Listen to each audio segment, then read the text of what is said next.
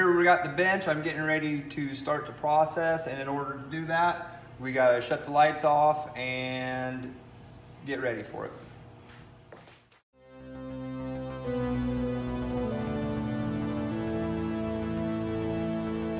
And if anything, you'll probably want to come and stand over here to see what I'm gonna be doing.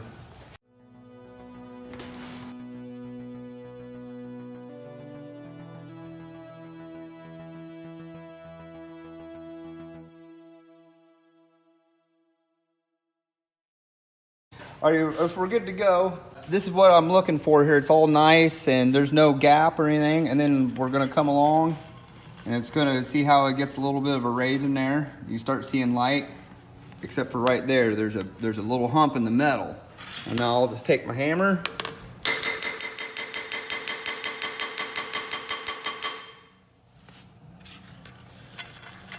And the lump's gone. And you do that. And we just move on down the blade a little bit and just repeat. It's all nice and smooth.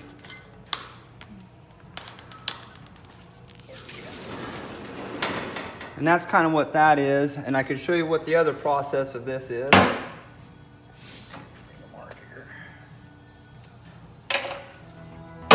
And this is called tensioning the blade. Don't move.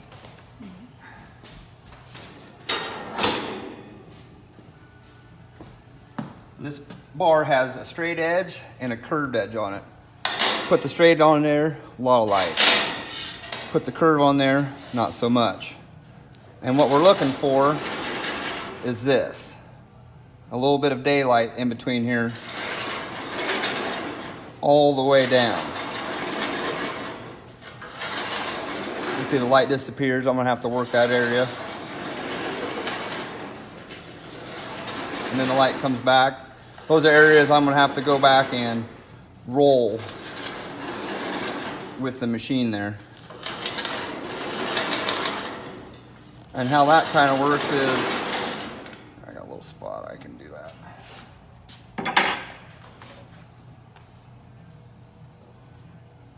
Just give me something to go off of. Excuse me.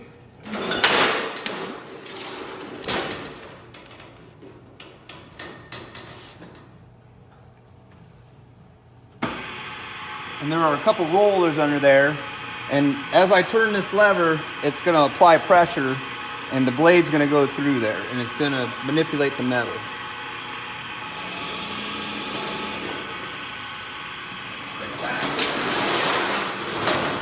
Excuse me again.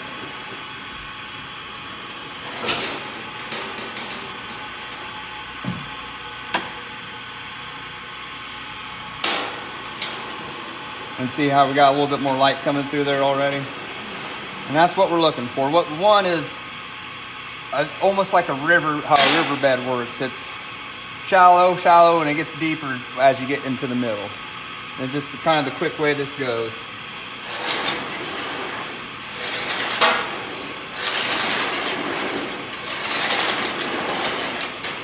There is one other tool in my arsenal for this. Excuse me again. And that is the back checker. And this tells me how much of a cup I've got here on the back. And you just go along and check it. Make sure everything's good. I'm kind of in the nutshell on this end of it. This one. Let me think here a second how I want to do this. So this is sharp.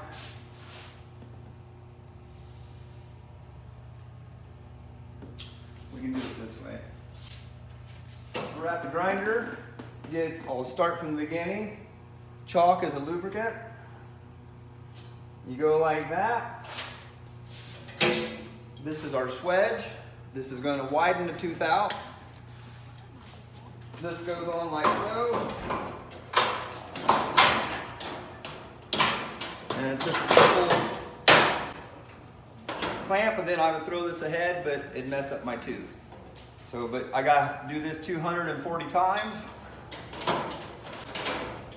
And after 240 of those, We'll put the shaper on, and that gives the tooth the shape that we're after. And you simply just go like so, 240 times.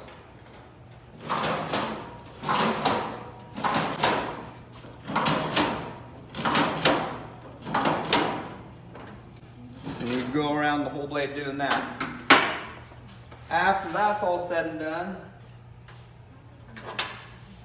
take a little dial here to tell us our width, and we will straighten every tooth so that they're all basically the same. And if one's bent one way or the other, take your little tool and you can just give it a twist and it'll straighten out. And that would be that once you have that all done. After that, you're ready to grind. And that involves quite a bit. You have to have your wheel shaped to a certain pattern. You gotta stick this up on here. Make sure it's all fitting good. All the way around, you don't get uneven. And once if it's good, you're good. If not, you have to use this tool to shape it up. Kind of show you quick.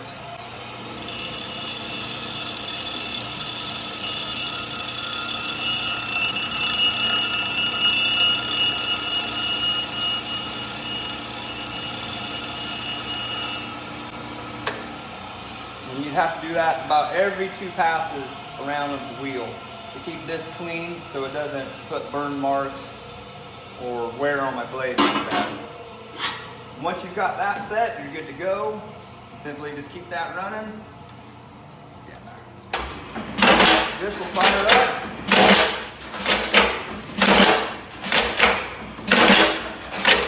And that will be grinding and polishing.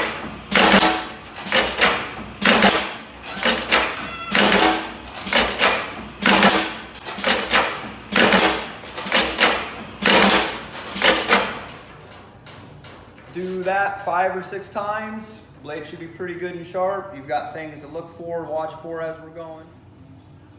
Get everything kind of ground off and check for cracks, any microfractures.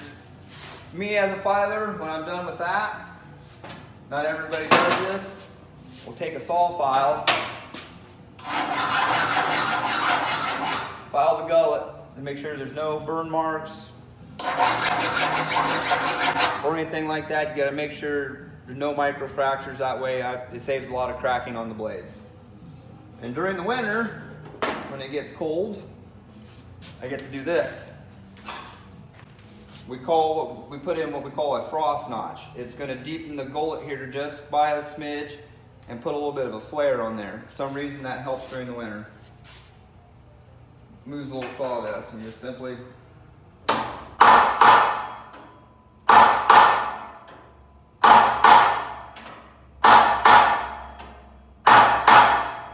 all the way around the blade. 240 of them. And that's, if everything goes smooth and works well, that's a quick way to knock out a blade. Sometimes there's welding, bad teeth. Sometimes it just takes longer in other areas, but in the gist of it, that's it. Any questions?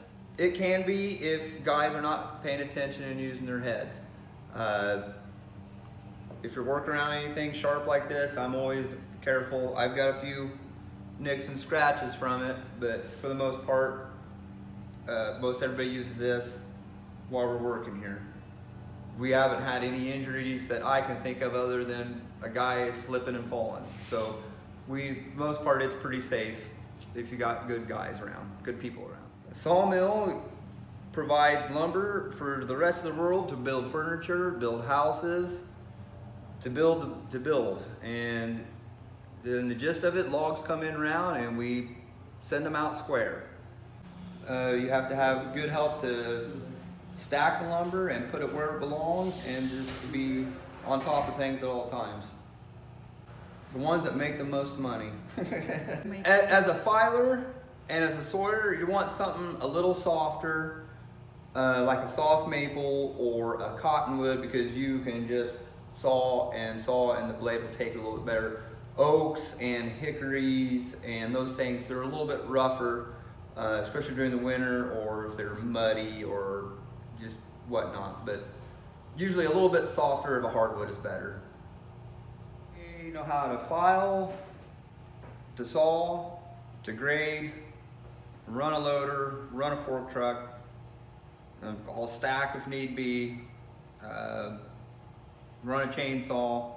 There's probably more to question what I don't do here. Just so it feels safer. Now, this will have a lot of tension on it.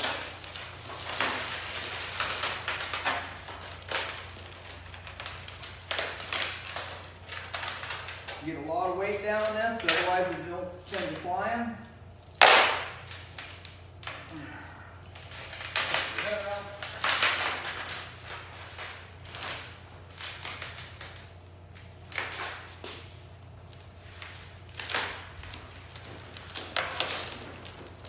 And there you have it. Kind of the same thing when you're buttoning them up. This could be a little trickier.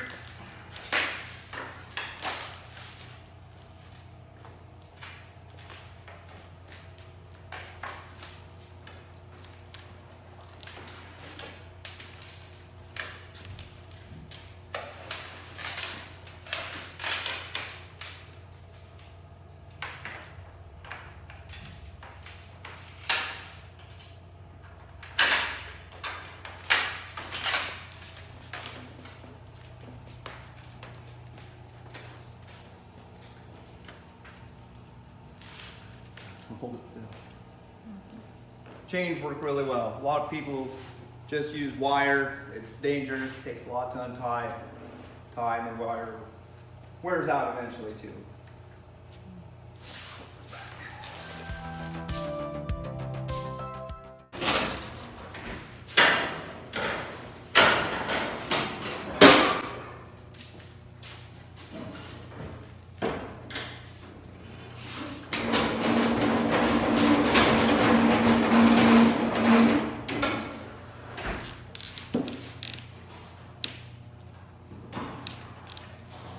Careful doing this.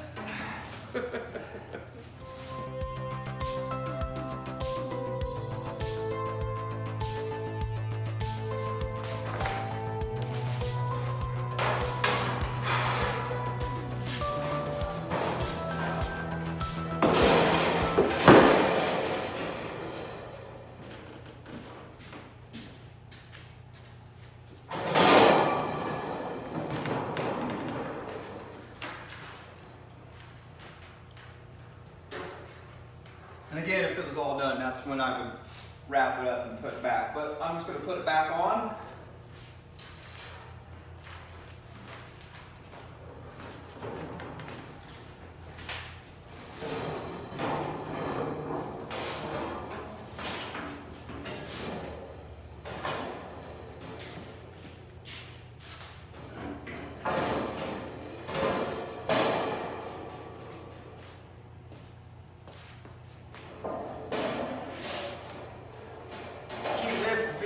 Wide as you can. Thumbs up, arms out.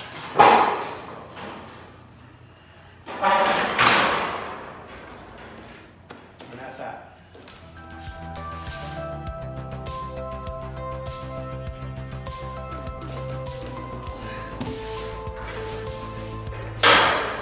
It takes a while. There are a lot of things you don't see right away. The guy that trained me when the month of training I had, we had all brand new blades and everything ran perfect.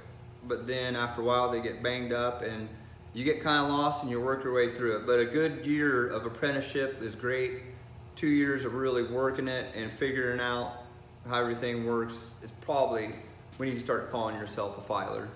I think I got there.